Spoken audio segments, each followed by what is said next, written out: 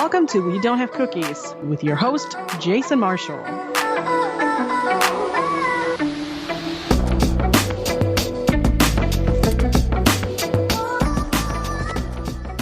Hey everybody, thanks for downloading the show and welcome to the first episode of 2019. I'll explain why there wasn't a show last week. But first, I want to get to my next guest. He ain't got all day. As you all know, I'm a big fan of the CBS reality show Big Brother. My guest today was on the last season of the show and made me laugh more than any other house guest I've probably ever seen. At least the only one I can remember making me laugh that much. From Big Brother Season 20, it's JC. How you doing? Hey, what's up, Jason? Thank you so much for having me in your show. I actually really appreciate it. Woo! Every single episode you cracked me up, whether it was intentional or not. Do people tell you that? Do people tell you that in your day-to-day life? Ed, have you ever considered doing stand-up comedy? Well, actually, my friends were always telling me, hey, you're so entertaining, you should make it on TV. It wasn't really like my goal, because I actually went to school, I graduated and all that stuff. But actually, it was mostly because of my friends. They were like, you have to make it on TV. You have to, I don't know, get involved in reality something, because they were always enjoying me and saying that I was funny and stuff. And I honestly, I just try to be myself. I'm the kind of guy who gets really mad or really annoyed, or I have a lot of fun with friends. And I was just going with the flow, and it ended up I've been getting so many messages. And when I'm telling you so many messages, over 100 at least a week. Wow. People telling me, oh, I'm so entertaining. They want to see more of me and stuff. Stand-up comedy is something that I'm already thinking about. I'm right now going through the post Big Brother stuff, working more deals and see kind of what I'm doing. But I'm telling you exclusively, it's probably gonna happen, because Nice. I've already got a few offers for stuff like that. I only have to shape it up to see how I do it. But yeah, I mean, if I can entertain people and make them laugh, and thank you so much for laughing at my jokes. I didn't know it was funny. Oh, you were amazing. One thing that I did notice about watching you on TV is they always used closed captioning when you talked, and you do have a pretty thick accent. How did you feel about that? Because a lot of times it didn't seem necessary. I actually, every time I walk into the DR to talk to the producers and stuff, that was one of my questions. Are you guys using a lot of subtitles on me? Because I know my accent is really strong and I can control it. It's something that I really don't have any saying over it. I don't know. I keep asking them, hey, are you guys using a lot of subtitles? I don't want to be that guy that every time I'm talking is subtitles. And I kind of think I did it on purpose, because I haven't really seen the show, but I've seen some segments, and I've seen that sometimes they put in subtitles when they don't even need it. I'm like, okay, so they would thoroughly, at this point, they would thoroughly fucking with me. So, yeah. I have to be honest, when you first came in the house, I completely underestimated you. I really just thought that you were going to be on for a couple of weeks and that would be it. And it turned out you were an evil genius. And one of your strategies was to fatten people up so they would be sluggish for competitions, which I've never seen done before. When did you come up with that, and how did you implement it without giving yourself away? Let me answer this question in two parts. First of all, I always come up like that. I always come up with the guys that are a little bit eccentric and I like to clown around just to make people around me laugh and stuff. Mm-hmm. But I'm telling you, I'm way smarter than that. I could actually go in the house and lie and strategize and play the game. That was what I was there for, right? So I know a lot of people underestimate me, and even my casting director told me I thought we were gonna be going first week. I'm I always thought that I was gonna make at least top 5, because I knew my social game, and even though sometimes I come up too loud and stuff, I know I have a good social game, and I know it was gonna it was gonna work. And now, to answer your question about this fattening thing up, that was never my strategy. My strategy was basically just manipulating people and being there in the house, playing the game. but I was really bored and I was very miserable in the house. I was always, I don't know, make myself feel happy. So I come up with, these people were always like taking care of their weight and what they eat. I'm like, so I'm just going to do something to entertain myself. Let me get them fat. And then I would just go to the VR and talk about like me getting them fat and stuff. And it comes out like it's my strategy, but it really was never my strategy. It was just me being a clown and playing around. Yeah, I think I'm a little bit smarter than that, just to like better than fattening people up. Plus, by the way, they did get a little bit of weight, and hopefully it was thanks to me. So yeah, it was really funny to see this montage that they put together, because I'm one of the live feed viewers who watches all the time, and I never really thought about it. But that they add all these things where you're making coney dogs for them and bringing them out on trays, but you never ate one. You just made them for them. And they didn't really want them either. They just ate them because you brought them to them. Yeah. It was hilarious. I really, wait, okay, so I've never cooked before. Mm-hmm. My first time cooking in my whole life was there in the Big Brother house. I always buy all my food, like I meal prep for the week, so I buy all of it like cooked. I started learning by myself there in the Big Brother house, and it's all about like how you communicate. I was like, oh, I'm learning, I want this. Everything is about the social aspect. If you convince them to eat them, and then it was actually good. It actually tasted good. It wasn't something. It looked bad. I know it looked bad. I already saw the clip. It was disgusting. but it does. It did taste really good. It wasn't bad. I'm telling you that. It wasn't bad. So my only thing was convince them to have the first bite. After that, they just took it from there. I have to ask this as a fan. Did you well, I guess not as a fan, just as a human being. Did you actually put hot dogs in the spaghetti sauce? Listen. Okay. So, I'm mostly raised in Miami. Uh-huh. There is a place in Miami called Los Perros. It's a place from Colombia. I've never been to Colombia, but I know that the place from Colombia is called Los Perros. So, and I know they actually make this crazy sauce that they put on the hot dogs, and it has a bunch of stuff. I've never seen making them, but I tasted it, so I kind of was guessing what they put on that sauce, and then like I was gonna try it on a hot dog, and so I could call them like the Colombian hot dogs. And that's how I came up with that. I made it on the show, kind of like by what I've seen and tasted it, and people actually like them. It kind of came out like a spaghetti thing, but it was more than that. This is different kind of cheese and ketchup. And at some point, I was just opening the fridge and grabbing everything inside the fridge that I could look like a sauce, mustard, everything. I would just open it and put everything on the sauce. And then I would make like this big thing and just melt it on top of the hot dog, and they loved it. By the secret here, I've never had any of them, not even once. I would make them and they will eat them. I mean. And real quick, I just thought of this, going back to the closed captioning thing.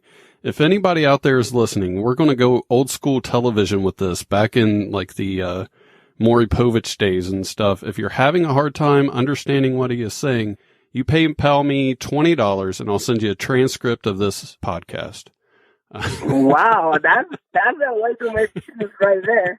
That sounds amazing. I'm gonna have to learn something from you. I should probably lower it to 10. I might get actually. No, I think 20 is good. It's totally worth. Okay, we'll leave it at 20. You were so funny on the screen, and people saw that on TV. What are some funny moments that happened in the house that we probably aren't aware of? There is so many things. Unfortunately, made it in the house fortunately and unfortunately made it in the house all the way till day 99. Yeah. So that means I was there for a long period of time, and oh my gosh, it's so many things, dude. Every single day with nothing to do. I would just like wake up in the morning, do my strategy, whatever I want to do, get done for the day, for the game, and then out of that, just going around like chilling. And I have like this I also hate being bored. I don't like being bored. So if I see myself like kind of like feeling down or something, I would just start like having crazy conversations and doing crazy stuff. So it was always something going on, a conversation going on, something, always something, always. There was always something, I can tell you. Gotcha. So I don't really know. One of my favorites was a portion that I saw on Big Brother After Dark. They would give you guys things so you wouldn't be bored sometimes. And they gave you, I think it was just the three of you, and you set up these bowling pins. And Casey and Tyler were able to blow them over by just using their breath and for about half an hour. I'm actually a very strong guy. I'm pretty sure I'm able to blow those things down. But it tells you right there, first of all, it was at the end of the day. And it tells you right there how, like, down and miserable I was in the house. I didn't even have, like, the lung capacity to freaking blow that stuff. And it was making me so mad. Just at that moment, I was around my day 90 something. I was already going crazy. And small things like that would make me so pissed. By the way, I did not know that made it on After Dark on TV. I thought that by that point, all the episodes were already broadcasted. So I was kind of chilling because I didn't know we were still like being like broadcasted for other networks and stuff. So I was just pissed and I wanted to freaking blow the thingy down, and it was just not working, and I was really mad about it, and I was real, and I never expected he made it on TV, and now I'm seeing all these gifts and like stuff all over online, and I'm like, oh God, like I was completely 100% sure that because by that time we were only waiting for the finale. That's it. That all the stuff that they were already sold for the show, it was already sold, and nothing else was gonna make it. And look at that. Me blowing the pins made it. No surprise. I think I watched that for 20 or 30 minutes and laughed my ass off because he would try so hard, and then Tyler would just walk up and just blow it over, and you would have something funny to say, and just, I don't know. It was so funny. Yeah, I actually done, I'm sure I could, like, but at that moment, I couldn't. I just couldn't. So I don't know. It just tells you right there, like, how low energy I was. It was the craziest thing ever. The craziest. But whatever. One day I'll be able to record a video of me blowing them so you see how strong I am. Like I said, I didn't know like I was so entertaining. I didn't know people were actually entertaining themselves watching all the stuff. I get like messages in like on the street and all the time like talking to me like they know me and telling me about what stuff I talk about. And I was just like spending the time there. I didn't know people were having so much fun with all that. So I'm glad. I'm glad people were being happy. Makes me happy. Well, you had more controversial moments in any single season than I can remember anybody else having. I have two questions about that. I won't go into detail about them, but do you think the controversies were overblown, and how has social media treated you since being out of the house? Definitely, I definitely do think that controversies were overblown. We were all a family there. We were, of course, in all kind of families. You have like lows and ups and like saying friends. We were living together in the house. No social media, no internet, no nothing. 24 hours, no TV, nothing. It was only like our entertainment was each other. So, of course, we were going to like say some stupid things or do some stupid things. But at the end, we all see each other as a family. And of course, there were people who took things completely like out of proportion and some conversations that we're having there. And also, unfortunately, many times that everyone gets offended out of everything really easy. And in my opinion, we should like put more attention to that. And some words can be used in a bad context, and some other ones can be used in an educative context. You have to pick your battles when you wanna accuse someone of anything. You have to see exactly who that person is and like exactly what you're gonna do. But I guess this is someone in Big Brother. They always wait every single summer for one of the contestants to do something or say something so they can attack him or her and like go crazy over that person. It's never gonna die. I could just go there and sit on a corner and I would have gotten out of there and still like getting like so much craziness and hate and stuff. So it's at this point I've just learned. I wasn't a fan of the show before I went on the show, so I just want to just learn like how that works, and I just have to live with it. With the Tyler part, that was the one actually that bothered me the most because Tyler is one of my best friends here in LA. Like we speak on the phone, we go to our parties together, we spend our New Year's Eve together. Like we're really good friends, and that was the one that kind of bothered me the most because I mean, like, we would go to sleep every night, and we would treat each other like as big brothers, little brothers, and like taking care of each other and stuff. And I remember that night actually, and that he was having. We already talked about this before, but he was just having a nightmare. So I don't remember. I was very sleepy, and I turned around and I pulled his things down, and I think I gave him a kiss close to his shoulder, or when I told so I don't know. It was like 40 in the morning, and I don't nothing. I got out of the house being called like a sexual harasser and all that stuff, and those are things that really bother me because that's such a strong word, and people are just throwing them like that. And and the guy is my friend, and fortunately between the two of us, we understand right now what we went through there in the house, and we are not going to let any of these people talking shit like bring us down or ruin our friendship. But it's something that bothers me. In a way, it's just fucked up. But I guess like you have to be my brother and go through experience to like see exactly like how that works. And that's something I didn't know from before. But all those controversies is just how the media tries to do something relevant or the summer. We were the hot topic. I guess at that moment I was the hot topic. So it's all behind now and just moving on from there. And I have an amazing group of friends, and they know who I am, and I know who I am too. So at this point, all that is behind. There is really nothing to talk and like get onto this kind of like stuff. It really was unnecessary, but at the same time, for those people talking about it, was necessary because they needed ratings, I guess. So it's fine. It's fine. At this moment, it's fine. It's all basic. Well, that's a good attitude to have about it. And every time I eat ice cream, I always think of you when I get the scooper out. Oh my freaking God.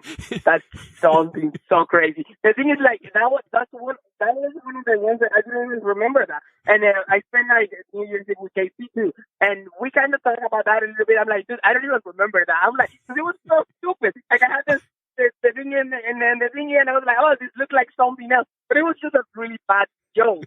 Like people need to relax. If I'm normally not like that. I don't get offended by a lot of things. But if I was the kind of guy or person who goes and watches TV and everything offends me, or I find everything like out of proportion and stuff, guess what? I wouldn't watch Big Brother, and I wouldn't watch a group of people be locked in a house or freaking dying there because they don't know what to do with their life for 4 months. Because guess what?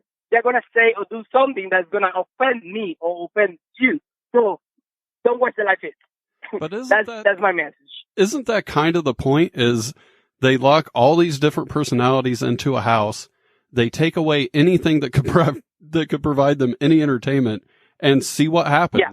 And that's what's going to happen, guys. So just get over it. Exactly. Remember, I never watched the show before going there. I didn't even know that the live feeds were like 24 hours not stopping. I was very newbie, but that's a strategy and that's a way of production. Also, like they put you there, they make you really miserable. So you're gonna be doing shit and you're gonna be talking shit and you're gonna be all over the news. And guess what? That's promoting the show. Because when I made it on Fox News, probably a bunch of people were there reading the article on Fox News were like, wait, but what's Big Brother? And then they didn't look up Big Brother. So it's all strategy. It's a business. So that's how I'm seeing it, and that's how I learned how to live with it. It's been like almost 4 months now. Well, in addition to the controversy, you also had some issues with the production company. Do you have any funny stories about that? Because you're the first guest that I ever really remember seeing have such a big problem with them. Well, I was very miserable. Sometimes we couldn't go outside. We couldn't do like almost anything at all. So I just want to be a little bit happy and stuff. And then the people moving the cameras around, those are not producers. Those are just like people that they're trained to just follow us around with the cameras and catch all the moments for the live feeds and stuff. So sometimes I would just get annoyed with them because they were like on my ass, like touching, like Bob talking, and like I was so annoyed all the time. So at the beginning it was hard. It was just me trying to adapt.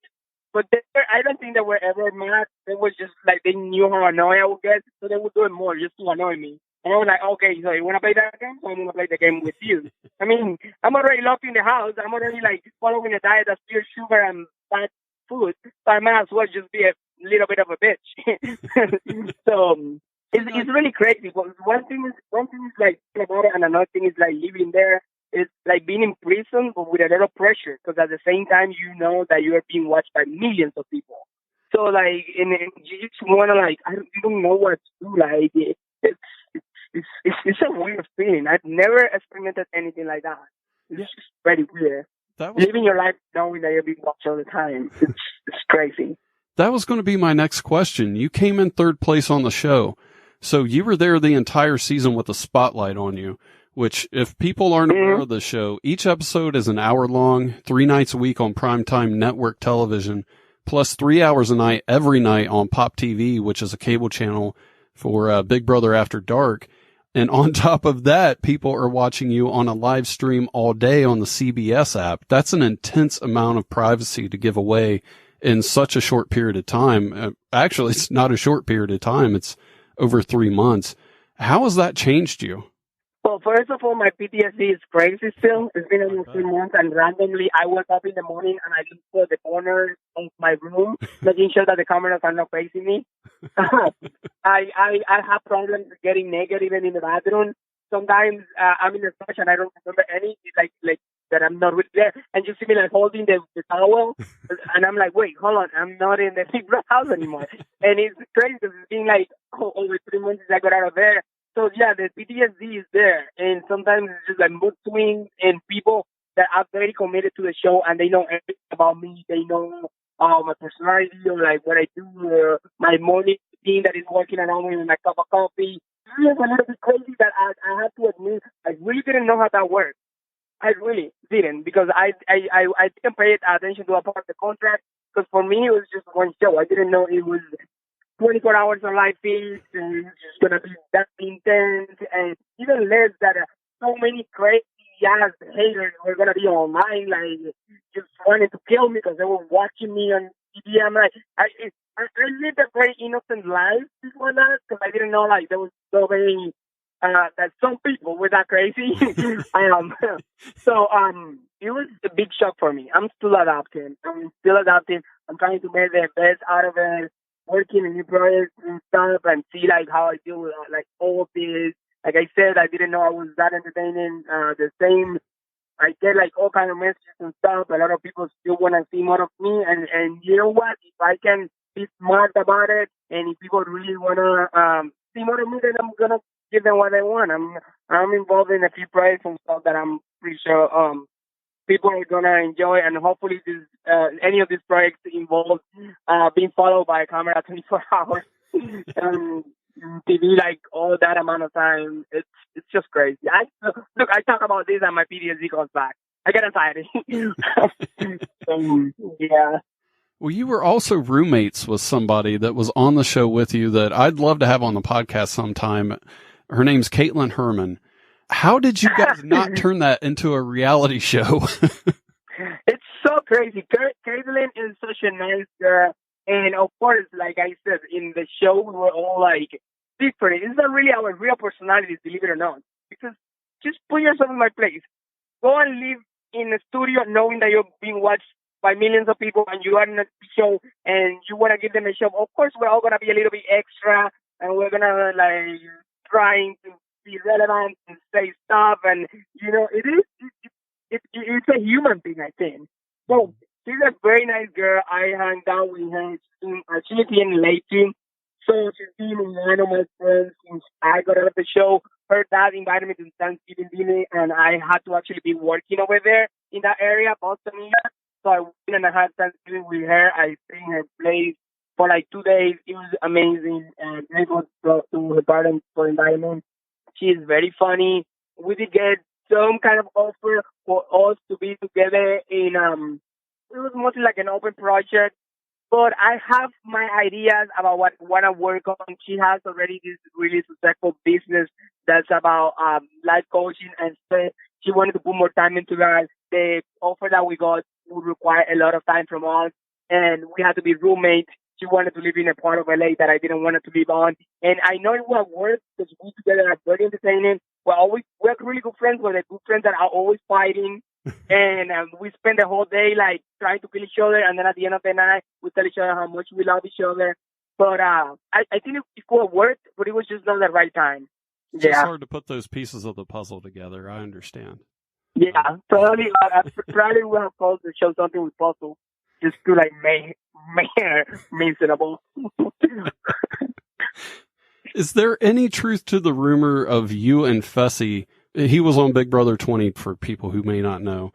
Are you guys going on The Amazing Race? Or had you been approached to do that? Okay, so all this stuff on Amazing Race and about network televisions and stuff and projects, we have to call them projects.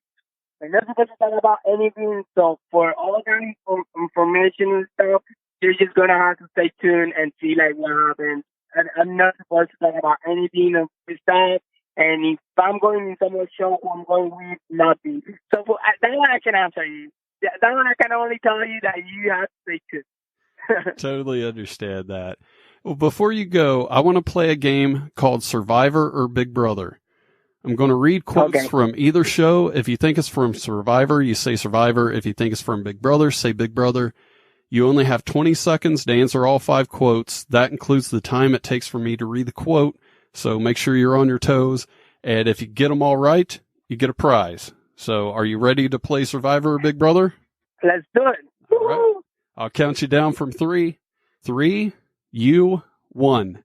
I'm Julie Chen. Welcome to Big Brother. Big Brother. Next week on Survivor. Survivor. Bring me your torch. Survivor. Last week on Big Brother. Big Brother. Who wants to see my HOH room? Big Brother. Come on. JC, I think you won. I gotta make sure. And, yeah, you beat the clock. So your prize is a personal song about you from podcast listener John the Song Man. I'll play that during the break. Before I go, is there anything you'd like to promote before you go? Yes. I'll tell you, thank you so much for inviting me to the show. And thank you so much for all the listeners. Go to my social media and see exactly what I'm getting involved with, because you guys are going to have so much JC. You're going to love it. And my social media is JC Mounduix, JC, and then MOUN as in Nancy, DUIX, all together. And that's my Twitter, my Instagram, my Facebook, everything. So stay tuned right there, because I have so many things coming. I cannot wait to share them. Yes. And I'll have links to all of those in the show notes, so make sure you check those out. JC, I want to thank you for being on the show today. I hope to have you on sometime again soon. Thank you so much for inviting me, Jason. Thank you. Happy 2019. My name is JC, and I'm going out to enjoy a nice cup of tea while I hang out by a nice big tree. And we and Jason are gonna enjoy ourselves by catching some fish in the sea. And while we watch a movie that doesn't look too PG, because those movies just make me want to go out and relax myself by doing a pee. Want to contact the show? Send an email to jason@wedon'thavecookies.com or call 929-266-9342 and leave a voicemail. This is Mark Jansen from Big Brother 19 and MarkJansenFitness.com, and you are listening to We Don't Have Cookies. Like I said, if you want a transcript of the interview, you can PayPal me. There's a donate button at the bottom of the website. If you use it, just put in the word transcript so I know what you're donating for, and your email address so I know where to send it. The website is WeDon'tHaveCookies.com. Donations are also nice, and any money you send in will be put towards the show. Speaking of the show, sorry I didn't have an episode up last week. I had a lot going on, and I wasn't able to line up a guest. Then when I was going to record it solo, I got a call that people were coming the next day to put the new door in my living room, which I've been waiting on a long time. So I was running around trying to get things moved and put away because I had a corner cabinet in front of the door with a ton of stuff in it. So that was fun.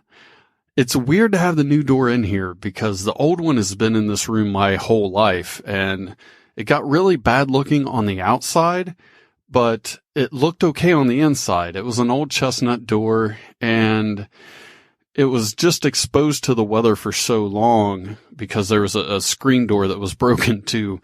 So I had to get that replaced, and I was going to try to save it, but it would cost more to fix it than it would to just get a new door and a screen door installed. So I went that route. The new door looks great.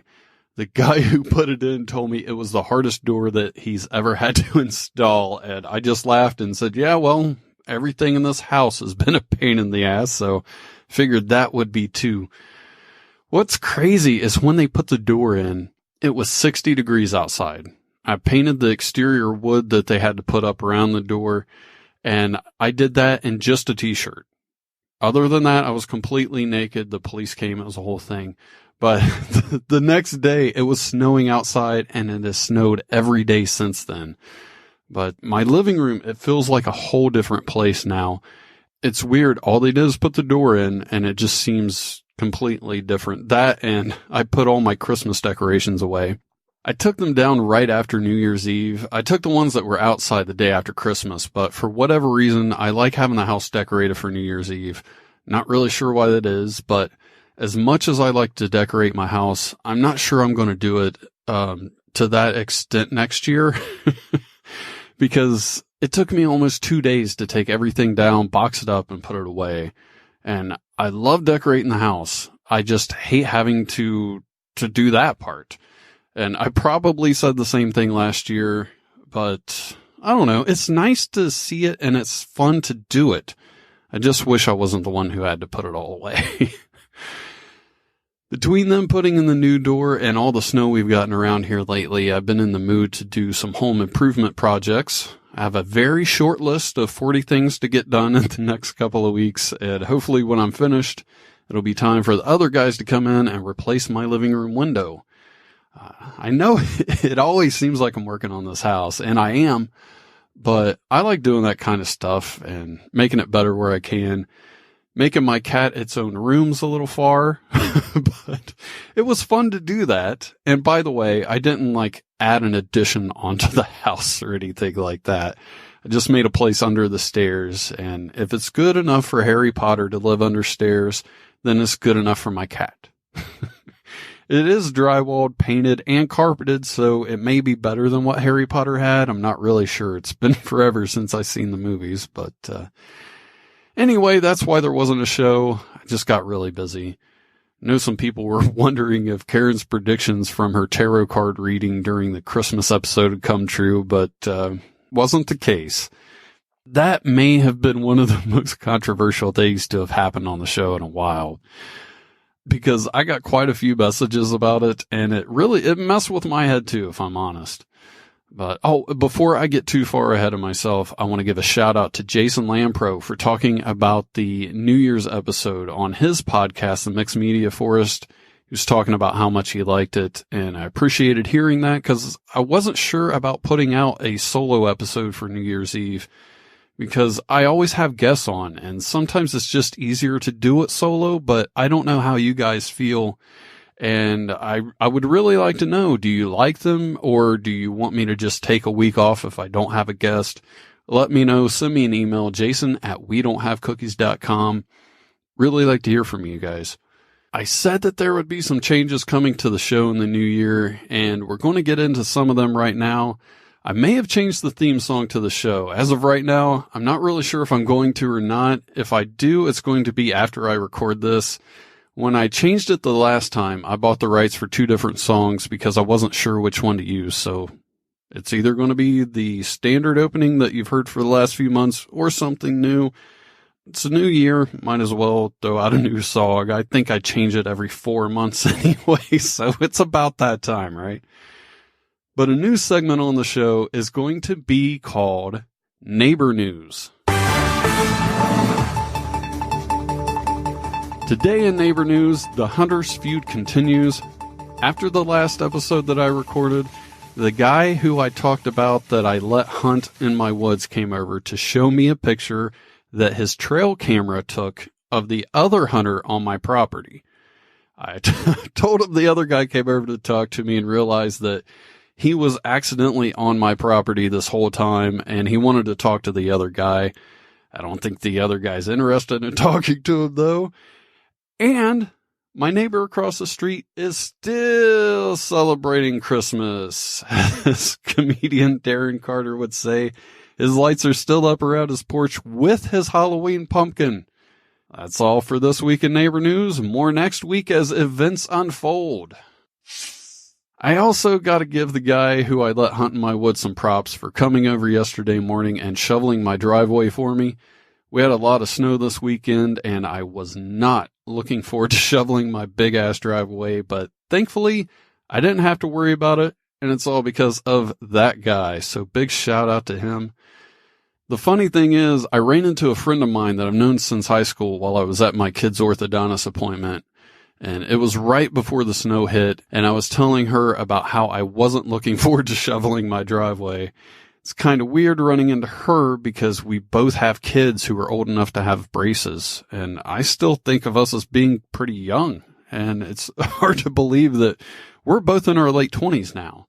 And, well, she's in her late 20s, I'm in my mid-20s, but we still haven't seen each other in a while, or at least not in a way where we had time to catch up. And she was asking me where I live, which is a normal question, but it just felt weird because I try so hard not to talk about where I live or at least describe it very much on the show because of all the issues I've had with stalkers and stuff.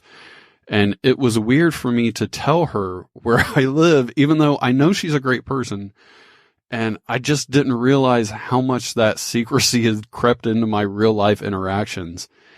It just, like I said, it felt weird to describe to somebody how to get to my house, even though I'd be perfectly fine if she came over. It would be nice. But then I get home and I was thinking about that. And I realized something else that I never really thought of before. And that is that thousands of strangers have seen my living room from the shows that I've done with Kenny Bolin on his YouTube channel and on Vince Russo's. But only about 100 or so of my friends and family have seen it, maybe less than that. Don't get me wrong, I'm thankful for all those thousands of people who have seen it, because a lot of those are the same people who are listening to this right now, so I do appreciate that. It's just weird that more people have seen my living room that I don't know than people that I do know. So it's a very odd life that I'm living.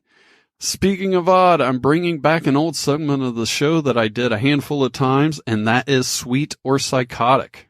What I'm going to be doing is talking about a news story that could be looked at as either somebody being very nice or being very crazy. The first one of the year is about two women who have exchanged the same Christmas cards with each other for 50 years. It all started when they were 19, and one of them came up with the idea of them sending each other the same card the next year, and they just kept doing it ever since. When they would move or get married, they would just cross out the address or the name on the envelope and change it. And on the one hand, that's sweet that these little old ladies had such a long tradition. On the other hand, it looks like after a couple of years, the novelty of it would wear off and you'd stop doing it.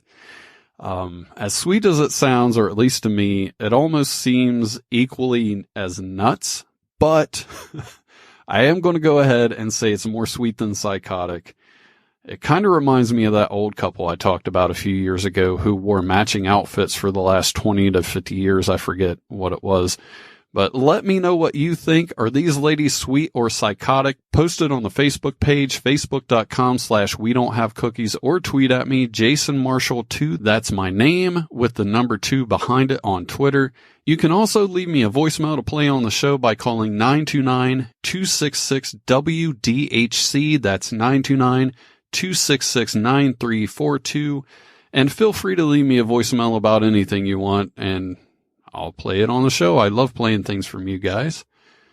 Talking about you guys, Sam Dealey left a comment on the podcast YouTube channel about my neighbor's chickens tearing things up in my yard and the neighbor claiming that they're free-range chickens, so it's fair game, I guess. Sam said that some free-range dogs would take care of that problem. And when I read that, it really cracked me up, so shout out to Sam for that. Since the last episode, 2 of my favorite shows, 60 Days In and Live PD, have returned. Talked about them on the last episode, and I didn't realize that there was going to be a tie-in between the two.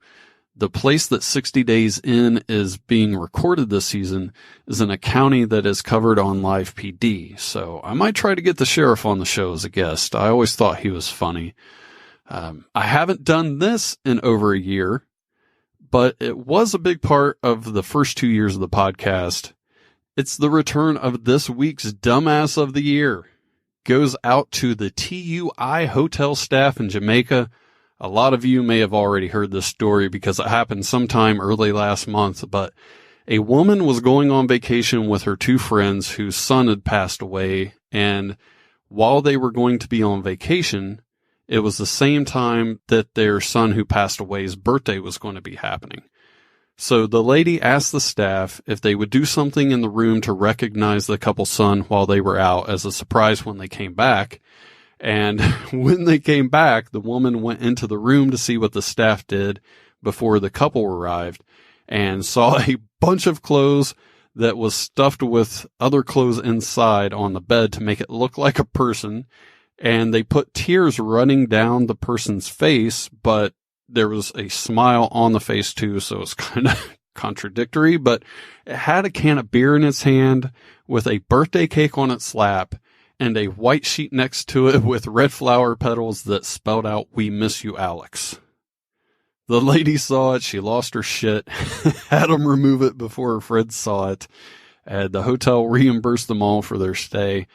I'm not sure what the people working there were thinking or what the lady asked them to do, but I don't see how anybody would be happy to come back to their room to see a scarecrow version of their dead son on the bed. Dumbasses. Longtime listeners remember that voice. That's my buddy from New Zealand, Benny Mack, who used to co-host this month's Dumbass of the Year episodes with me. I'm going to see if I can have him on again soon. I might stream it on the YouTube channel so you guys can see him. He's very animated and a lot of fun to watch. You can subscribe at youtube.com/WeDon'tHaveCookies or follow me on Twitter at JasonMarshall2, and I'll tweet it when I go live. Hopefully me and him can do that sometime soon. It'd be nice to talk to him again. I'm going to end the show with a new segment called Strange Days. These are weird holidays that are happening this week. Today, Monday, January 14th, it's Clean Off Your Desk Day. It's also Organize Your Home Day. So if you have a desk in your home, it's going to be a big day for you. Tuesday, January 15th is Strawberry Ice Cream Day, which you deserve if you followed through with everything going on today. Wednesday is Nothing Day, which is my favorite day of the entire year now. Thursday is Benjamin Franklin Day, and frankly, my dear, I don't give a damn, but it is also Kids Inventor Day. Friday is Thesaurus Day, and hopefully next year they have a new name for it. Saturday is a big day. It's Soup Swap Day, so make arrangements with your friends and family now for that one. It is also Tin Can Day, which you can use those to swap your soup, and it will also be Popcorn Day. Then on Sunday, we have Penguin Awareness Day, which I think we can all agree, no matter where you live, we need that now more than ever in this time in our lives. All right, everybody, that's it for this week's episode. I'm not sure who my guest will be next week. I have a few people in mind, but I can promise that it will be one of your favorite guests from last year. You're going to love it. In the meantime, I hope you have a great week. Thanks for listening. I'll talk to you next Monday.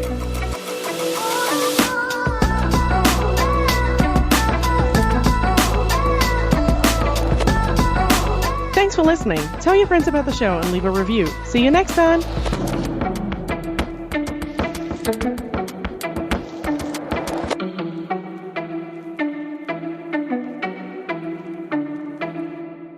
Kind of was guessing what they put on that salad.